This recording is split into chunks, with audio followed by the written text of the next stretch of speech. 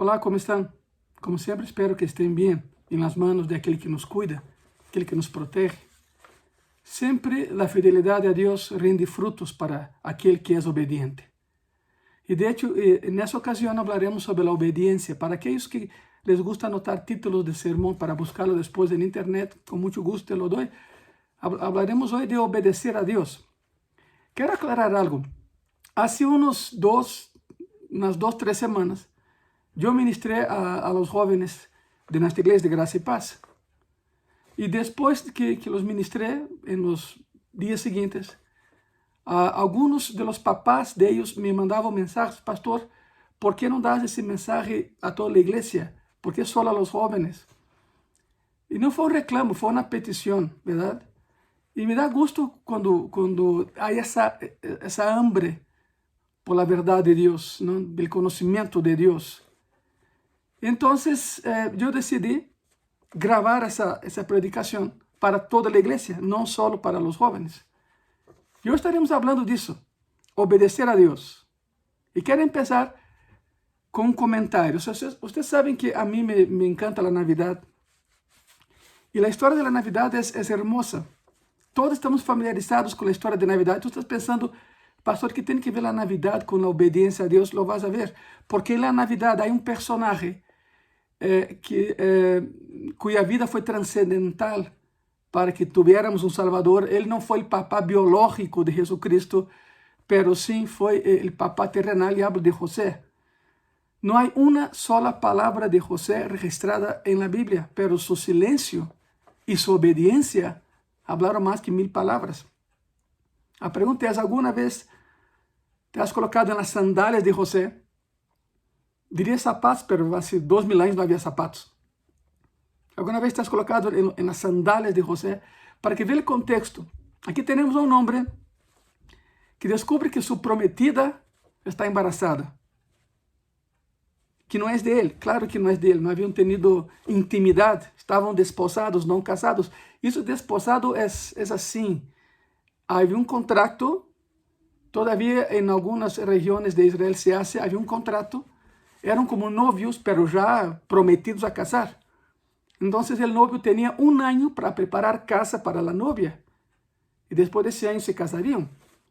Por eso Cristo cuando fue al cielo dijo, es necesario que yo vaya para que yo prepare casa, para que donde yo esté, estén ustedes conmigo.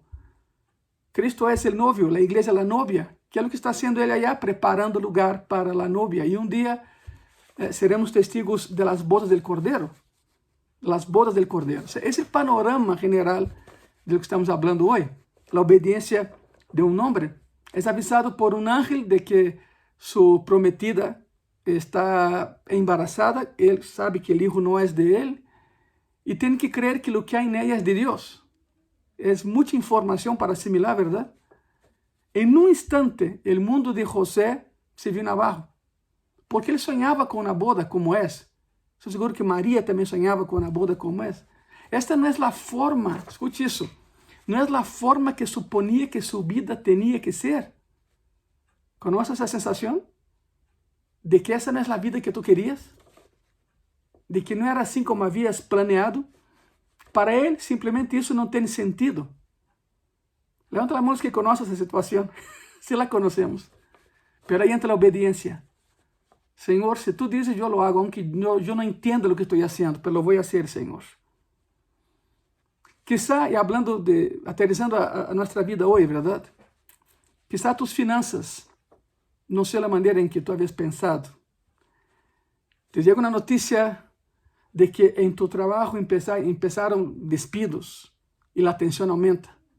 Te llega la noticia de que un familiar está enfermo y en esa época que estamos viviendo, esto es terrible, ¿verdad? La noticia asusta. Alguien está enfermo en tu familia. ¿Cómo manejas eso? ¿Cómo manejas esa información? ¿Qué haces cuando las cosas aparentemente no tienen sentido? ¿Qué haces?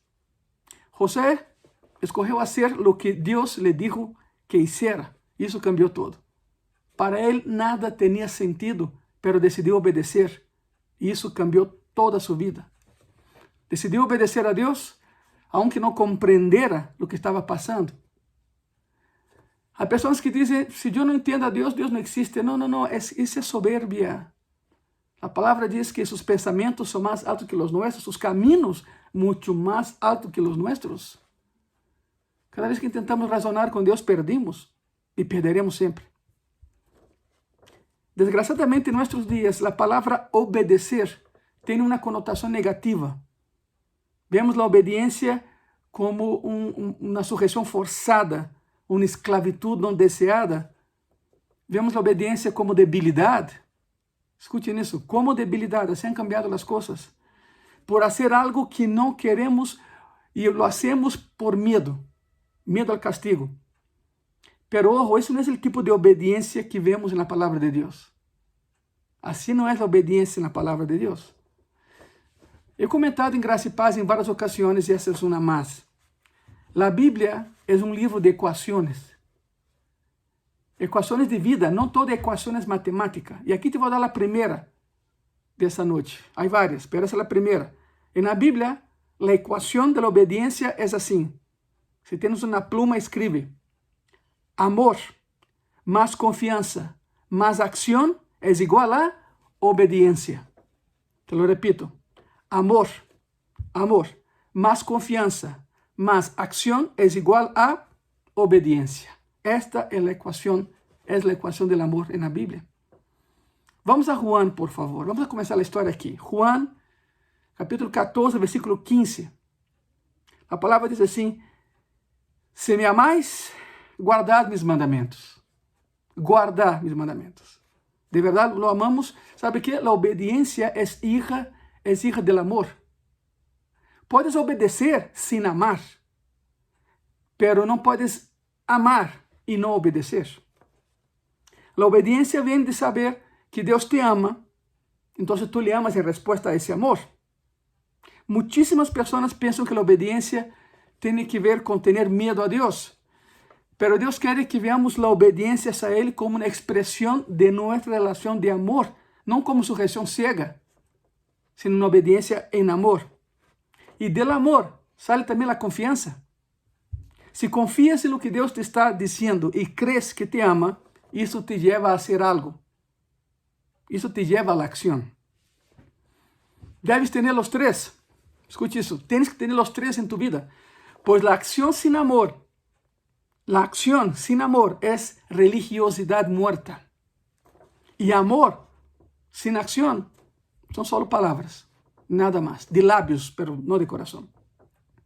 José fue capaz de aceptar lo que María y el ángel le dijeron debido a su relación con Dios, debido a que tenía una relación cercana al Señor. Él sabía que Dios lo amaba y él sabía que amaba a Dios. Confió en Dios y tomó la decisión de hacer lo que Dios le estaba pidiendo, aunque para él no fuera nada lógico. Porque te voy a comentar algo. El contexto es ese. María tenía entre 15 y 16 años. José tenía 20 y 21 años. Eran muy jovencitos. Era la edad promedio que se casaban en el Oriente. Todavía, pero allá. No aquí, allá en el Oriente. Es costumbre, nada más. Es costumbre.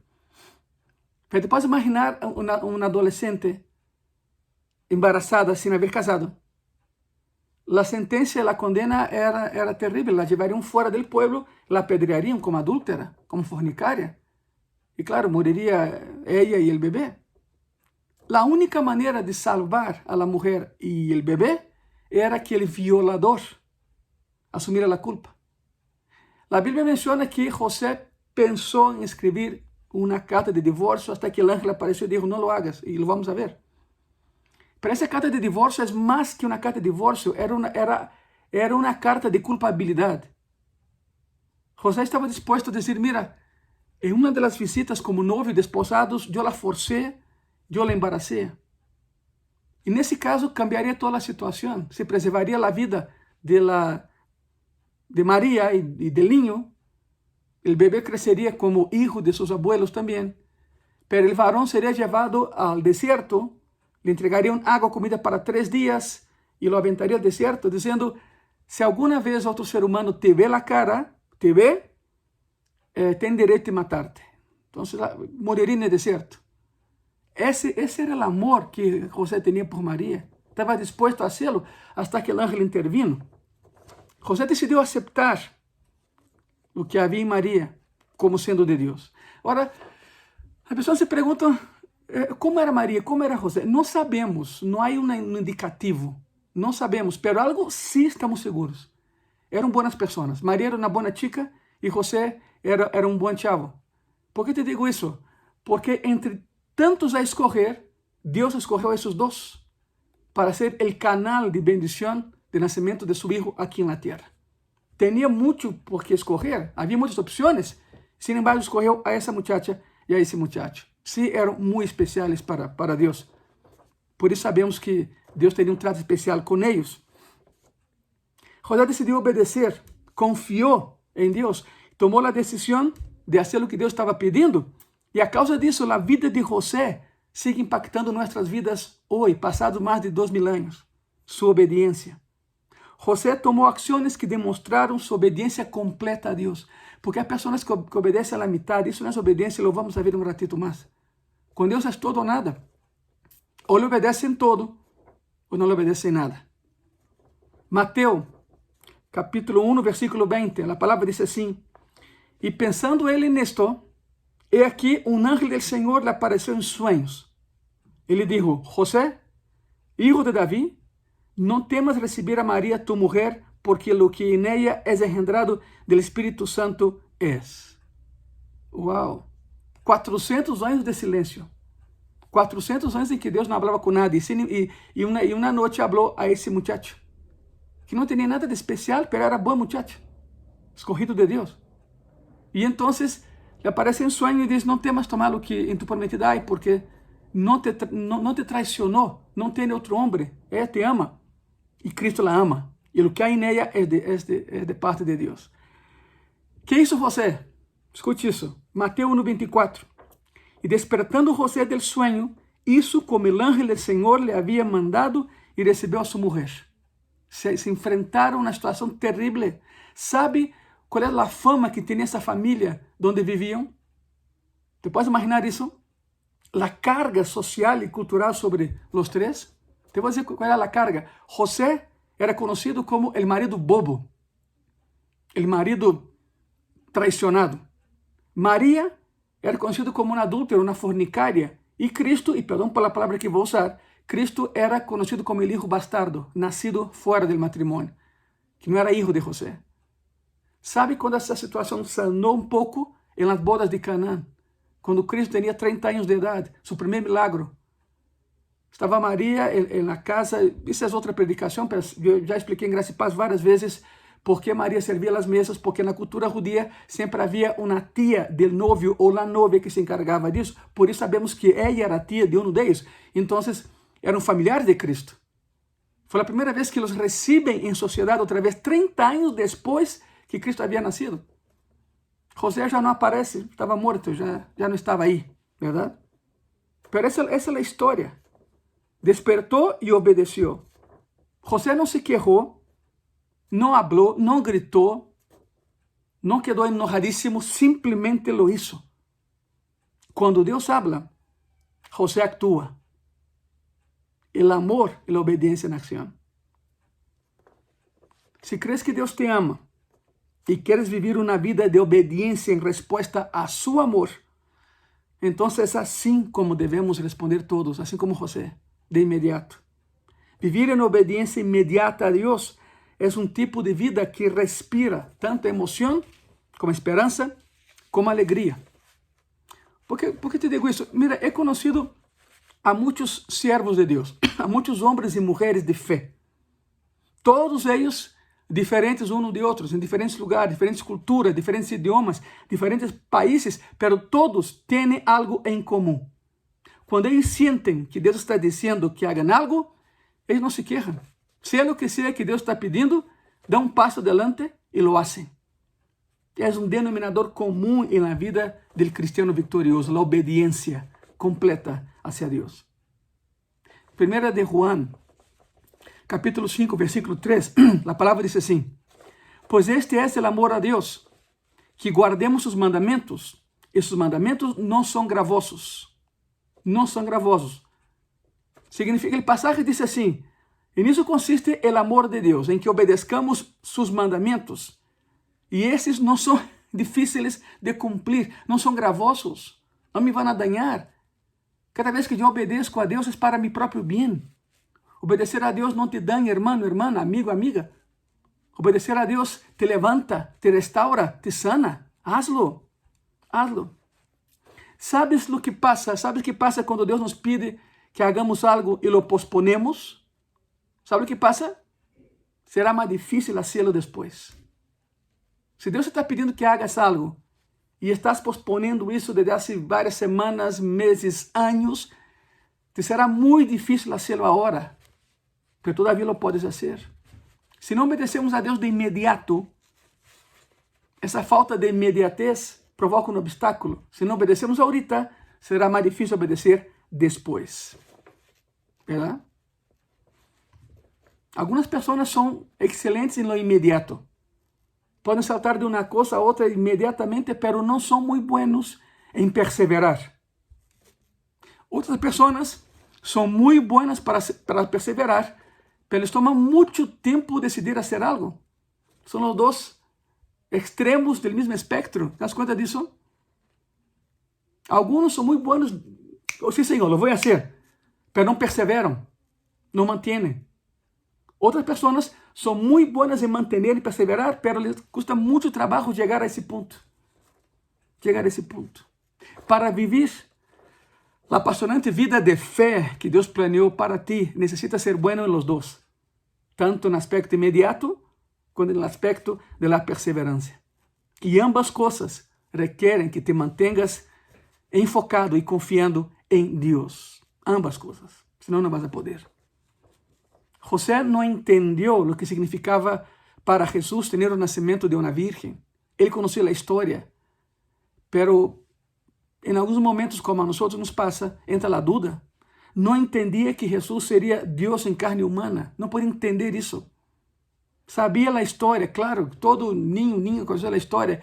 Oh, de ti, Belén Efrata, a mais pequena, de ti nascerá o Salvador. Eles sabiam, pero eles não eram de Belém. Pero devido a Augusto, seu empadronamento, tiveram que ir a Belém e aí nasceu Cristo. Ou seja, se cumpriu a profecia. Se cumpriu a profecia. Ele não sabia o conteúdo de todo o que estava sendo. Só obedecia ao Senhor. Pero ele sabia o que Deus lhe dijo que hiciera. Assim que José lo hizo confiando em Deus. Ele não pediu toda a informação. Porque há pessoas que dizem assim, hasta que eu tenha toda a informação, vou actuar. Nunca la tendrás. Nunca la tendrás. É um processo de vida e de fé. José seguia confiando no Senhor. Era um recém-casado que não teve uma luna de miel. E seu novo matrimônio não era algo que ele havia planeado, mas seguia confiando. Maria estava embarazada, o filho não era de ele. Claro que depois tiveram outros filhos, José e Maria, está na Bíblia. Mínimo tiveram 2 hermanas, porque uma vez buscaram a Cristo, estavam ensinando na sinagoga e disseram, tus hermanos e hermanas estão aí afuera. E a pesar de que han enseñado de que a palavra são seus primos, não eram primos, a palavra aí é hermano em grego. O original disse que eram hermanos carnales.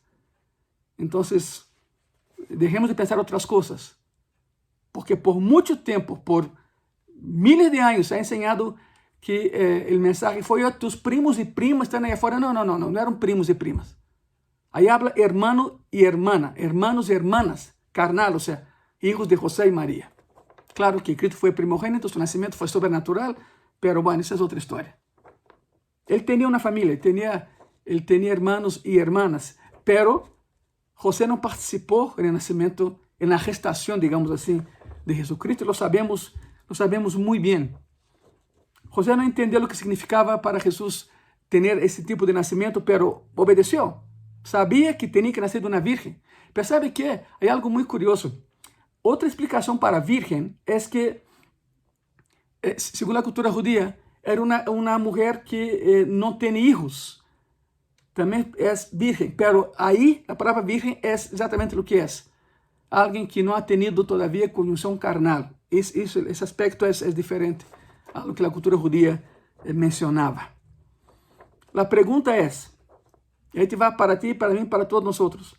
¿Qué vas a hacer cuando la vida no funcione como tú planeaste que debía funcionar? ¿Qué vas a hacer cuando las cosas no son como querías que funcionaran? ¿Qué vas a hacer? 2 Corintios 4, versículo 8 y 9, la palabra dice así: que estamos atribulados en todo, mas no angustiados, en apuros, mas no desesperados, perseguidos, mas no desamparados, derribados, pero no destruidos. Aparentemente todo está mal, pero todo terminará bien si colocas a Cristo en la ecuación de tu vida. Él cambia la situación. Él cambia el panorama. No sé por qué algunas personas, de verdad no sé, no entiendo, por qué algunas personas son diagnosticadas con cáncer terminal. Yo no sé por qué algunas personas han fallecido en ese proceso que llevamos desde hace un año a nivel global. No entiendo, no sé. No sé por qué. Todos tenemos dudas así, ¿verdad? Yo no sé por qué algunos hijos se rebelan tanto contra sus padres. Yo no sé por qué suceden tantas cosas que no tienen ningún sentido. No tiene sentido.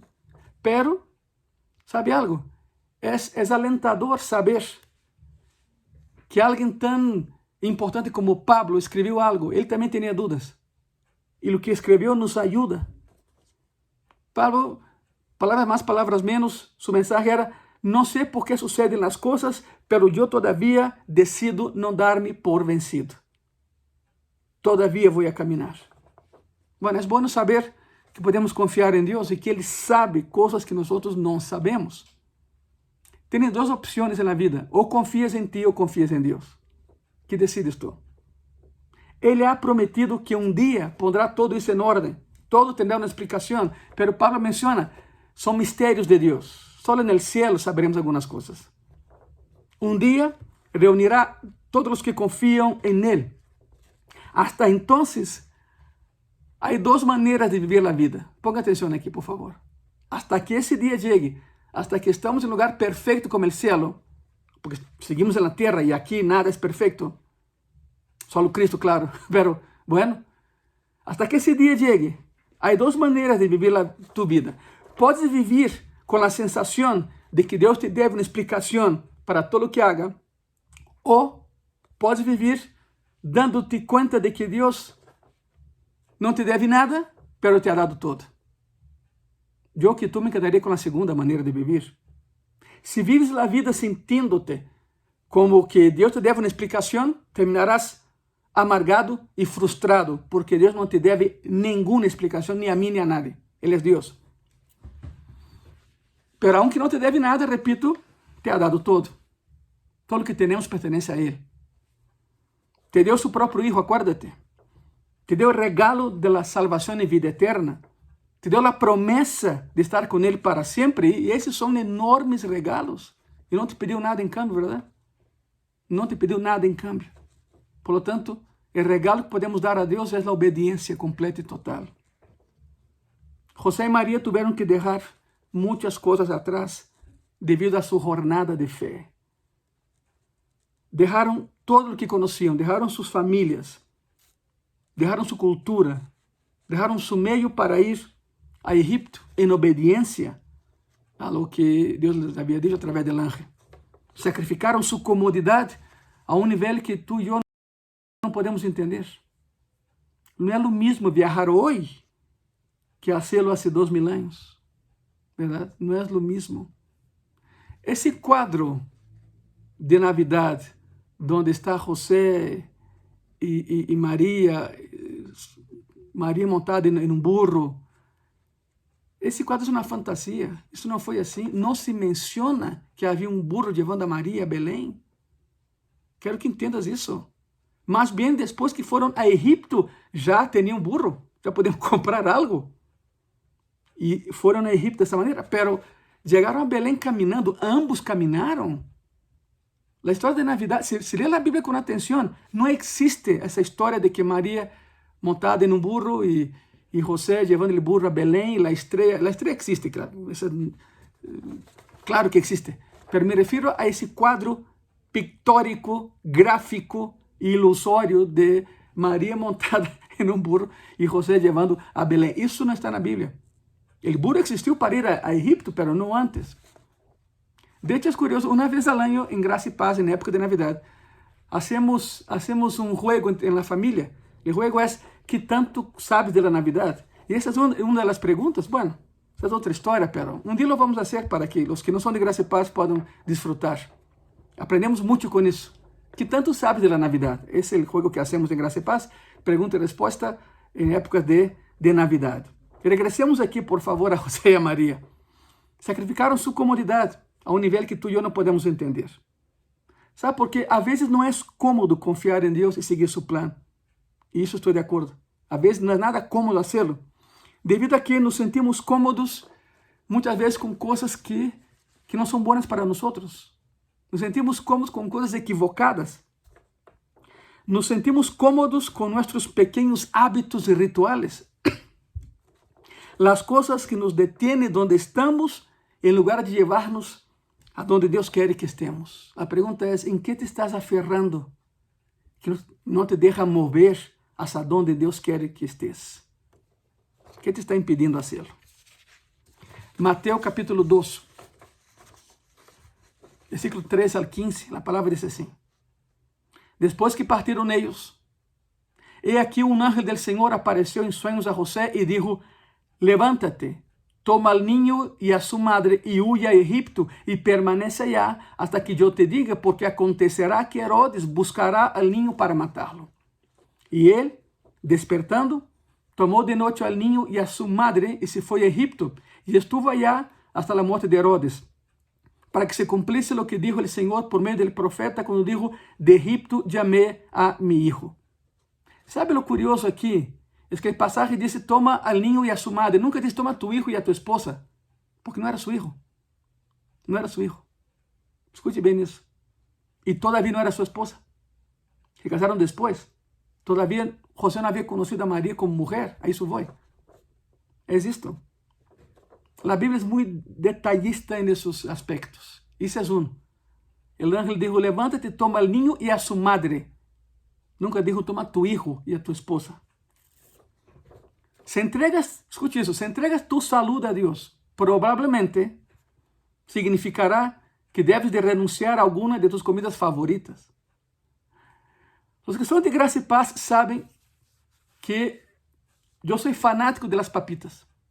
Me encantan las papitas. Pero debo cuidarme. Si no, como todo lo que hay, no se puede ser así. Si entrego mi salud al Señor, tendré que checar lo que estoy comiendo y lo que no estoy comiendo.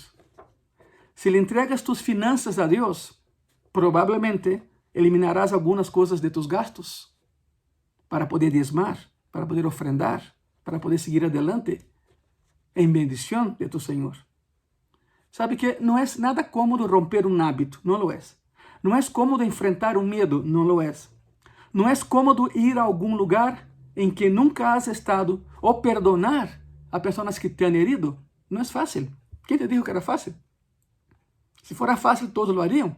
Solo los cristianos lo hacen, porque los cristianos son valientes. Pero crecer y cambiar siempre viene a través de un proceso de hacer cosas que no son cómodas. Tienes que salir de tu zona de confort, así como José y María salieron. Pero si no tomamos, perdón, esas decisiones, o sea, si no decidimos obedecer a Dios, aunque no sea extremadamente incómodo, si continuamos aferrándonos a algo que nos hace sentir cómodos, terminaremos dando la espalda a Dios, quien es la fuente de todo nuestro bienestar. Es un proceso de lejanía de Dios. 2 Corintios 1:3, la palabra dice así: bendito sea el Dios y Padre de nuestro Señor Jesucristo, Padre de misericordias y Dios de toda consolación. Una nota pequeña: consolación es sentirte cómodo, es tener bienestar. Eso es consolar, eso es consolación. Tú consolas a otra persona, haces que la persona esté bien, ¿verdad? Por una palabra, por un abrazo, es esto. Eso es consolación.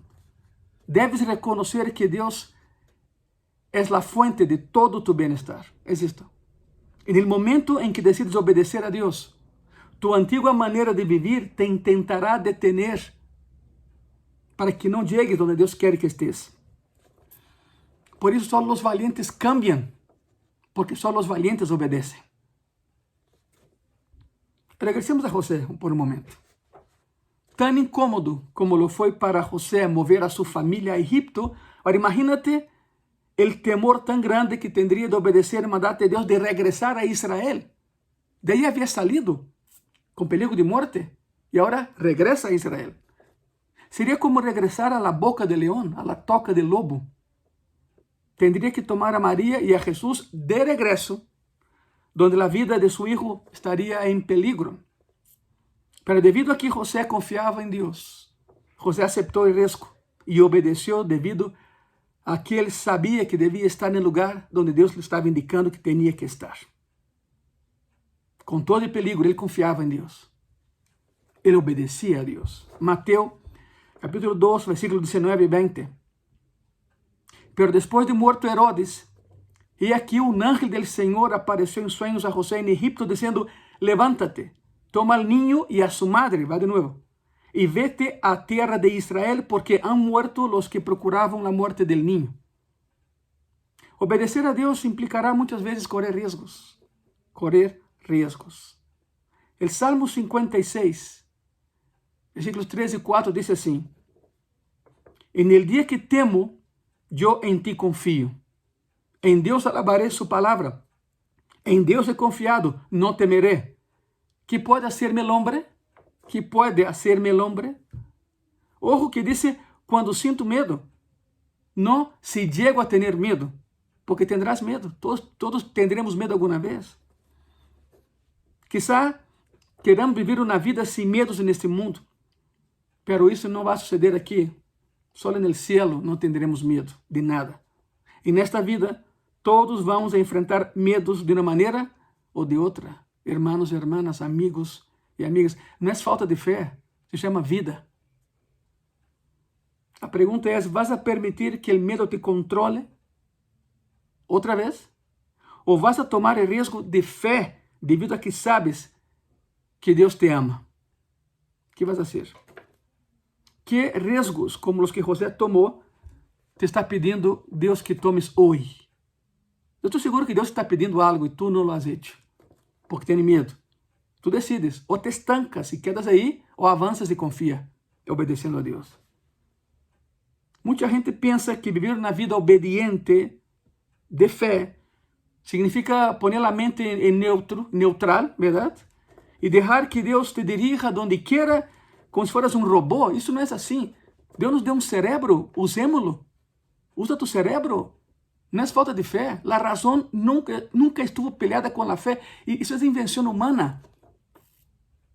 A razão implica também a fé. Lucas, capítulo 10, versículo 27, a palavra diz assim. Aquel, respondendo, dijo, amarás al Señor tu Dios con todo tu corazón, con toda tu alma y con todas tus fuerzas y con toda tu mente, y a tu prójimo como a ti mismo. Os fariseus enviaram a alguém a perguntar algo a Cristo para hacê-lo cair em contradição. Senhor Jesus, de todos os mandamentos que há, Rabino, qual é o principal? Jesus dijo, a ver, estudias e não sabes, ¿qué dice la ley? E Cristo resume 654 leyes em 2. Amarás a Deus com todo o coração e ao próximo como a ti mesmo. ¿Sabe o que é isso? En la obediência tens que involucrar tu cerebro. Tens que pensar en el tipo de vida que Ele quer que tengas. La razão não está peleada com a fé. Por que te comento isso? Porque José usou o cerebro quando regressou a Israel. Ele pensou, ele sabia risco. Isso não foi falta de fé, foi inteligência aplicada à fé. Ou a fé aplicada à inteligência, como tu lo quieras ver. Que hizo José ante o mandato de Deus de regressar a Israel? Miren isso. Mateo capítulo 2, versículo 21 e 23. El ángel había dicho, regresa a Israel, pero no dijo que ciudad. Regresa a Israel, pero no dijo que ciudad. Mateo 2, versículo 21 al 23. Entonces él se levantó y tomó al niño y a su madre y vino a tierra de Israel. Pero oyendo que Arquelao reinaba en Judea en lugar de Herodes, su padre, tuvo temor de ir allá, pero avisado por revelación en sueños, se foi a la región de Galilea. E vino e habitou en la ciudad que se llamaba Nazaré, para que se cumplisse lo que foi dicho por los profetas, que habría de ser llamado Nazareno. Déjame comentarte algo, aqui algo muito curioso. Ok. A pessoa que nascia em Nazaré não era conhecida como Nazareno. Era conhecido como Nazário. Era conhecido como Nazareno. Agora, aqui o detalhe, conhecido como Nazareno. A palavra Nazareno vem de Nací. Nací significa isso. Algo pequeno que cresceu e hoje é grande. Algo pequeno que cresceu e é grande. Uma coisa é haver nascido de Nazaré. E outra coisa é ser nasci. É a palavra que se usa aqui. Qual é a diferença, pastor Ângelo? É enorme. A palavra que se usa aqui designa algo que, sendo pequeno, cresceu e hoje é enorme. Jesucristo nasceu em um lugar miserável. Foi colocado em um lugar pobre, onde os animais comiam. Nasceu em uma cidade olvidada e abandonada de Israel, Belém. Sin embargo, é enorme. O mais humilde é o mais grande. ¿Se dan conta disso? Essa é a palavra que se usa aqui. É incrível como, a través de los años, se hace confusão com essas duas palavras. Não, Cristo não nasceu em Nazaré, nasceu em Belém, pero era nací, significa algo pequeno que cresceu e se hizo enorme. Nazaré é onde a Bíblia profetizou que Cristo iba a vivir. Vai viver aí. Se traslapam os nomes, verdade? Assim que José estava exatamente no centro da vontade de Deus. Nasceu em Belém, Cristo, e cresceu em Nazaré. Era nazareu, já havia crescido na cidade de Nazaré e nasceu pequeno, se transformou em algo enorme. E chegou aí mirando a situação, ou seja, José era muito inteligente, obedeceu em fé, pero era muito seu cérebro não foi opacado por la fé, isso foi. Ele pensou como chegou a Nazaré, porque sabia que era mais seguro para seu filho. Analisou a situação, a política, o filho de Herodes como governante. Se deu conta de que não era um lugar seguro para estar e dedicou sua mente a Deus para crescer em fé. Pero de todos os lugares para viver, o mais seguro era Nazaré, já não era Belém. Lo normal seria regressar a Belém, porque daí era. A pergunta é: ¿dónde obtenemos a direção de Deus para nossas vidas em fé e em obediência? Como lo hacemos? É muito provável que Deus não vai enviar ángeles que nos digam diretamente lo que temos que fazer, pero sí temos a guiança de Deus, cientos e cientos e cientos de páginas de sua palavra, a palavra de Deus que nos guia, regras de fé e conduta. Aunque não venga um ángel a dizer o que tens que fazer, tu lê a Bíblia e sabes o que tens que fazer e o que não tens que fazer.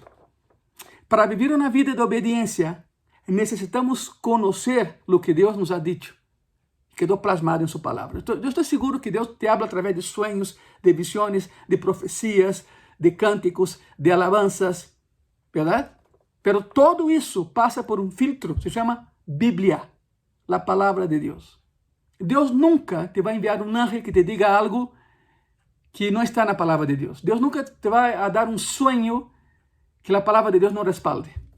Todo passa por a palavra de Deus, regra de fé e conduta. Desgraciadamente, há cristianos muito emocionais que creem mais em visões e em sonhos que na palavra de Deus. Não hagas isso.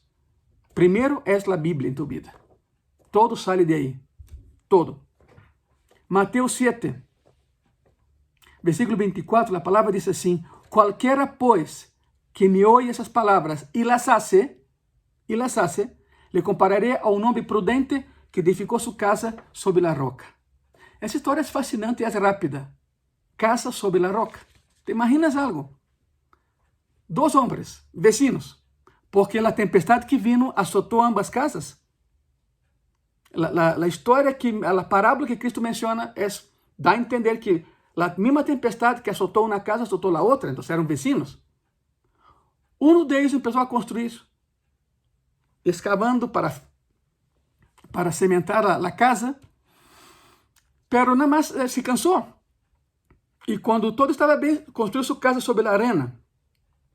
E já se acostou aí em sua hamaca, a tomar, se for agora café, pero não sei tu, aí na hamaca, e vendo como trabalhava seu vecino. Ele estava descansando, casa construída, ele tranquilo. Mientras o vecino seguia escavando, e escavando, escavando, escavando, hasta que chegou a la roca. Quitou toda a pedra e sobre a roca construiu sua casa. Eram duas casas idênticas. Qual foi a diferença? A tempestade. A casa construída sobre a arena se foi. Pela casa levantada sobre a roca e com muito trabalho, essa permaneceu aún depois da tempestade. As casas são seus sistemas de valores cristianos. Essa é tu casa. Sobre que estás construindo tu sistema de valores? Sobre que? Sobre a arena ou sobre a roca? Se é sobre a arena é fácil, mas não vai resistir. Se é sobre a roca é difícil, mas vas a perseverar e seguirás adelante. Te imaginas a duas pessoas que se congregam em la mesma igreja, têm o mesmo pastor, se sentam quase que lado a lado nas mesmas sillas, escutam as mesmas predicações, entonam as mesmas alabanzas. E, sin embargo, quando vienen os problemas, um cai e o outro não. Qual a diferença? Donde ambos fundamentaram sua fé, sobre a arena ou sobre a roca. Ponte a pensar, isso implica obediência também. Isso implica obediência também. Temos a palavra de Deus para ajudar-nos a viver uma vida com uma relação de obediência hacia Deus. A Bíblia não é um livro mais, não são fábulas. É a carta de amor de Deus para nós, uma carta de instrução do Padre que nos mostra como viver a classe de vida que Ele quer dar-nos, pero em obediência. Te digo algo, mais bem te aconselho a que antes de ler a Bíblia, haz como assim o salmista, Salmo 119, versículo 33 e 34. Enséñame, oh Jehová, el camino de tus estatutos, y lo guardaré hasta el fin. Dá-me entendimento e guardaré tu lei, e la cumpriré de todo coração. Estamos terminando. Podemos definir a obediência hacia Deus em uma palavra: adoração. Significa hacer o que Deus te pide, sem reserva e sem dúvida. Não posponer, sino hacerlo sem demora. Porque aqui vai a outra equação bíblica. Todo padre sabe que a obediência tardia é desobediência imediata. Te vou repetir. Todo padre, toda mamá sabe que a obediência tardia é desobediência imediata. Acuérdate de que Deus não te deve nenhuma explicação ou razão de todo o que te pide que hagas. O entendimento pode esperar, pero não a obediência. Entende depois, obedece ahorita e depois vas a entender. A obediência instantânea te ensinará mais acerca de Deus de lo que toda uma vida de discussões e estudos bíblicos, te lo puedo asegurar. É mais, nunca entenderás alguns mandatos hasta que los obedeces, porque a obediência abre tu entendimento.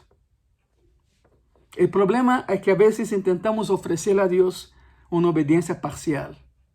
Uma obediência parcial. Queremos selecionar, verdade? As ordens que recebimos para obedecer. Seleciona essa sim, essa não. Bueno, hacemos uma lista de los mandatos que nos agradam e los obedecemos, mientras ignoramos los que parecem lógicos e não são cómodos para nós.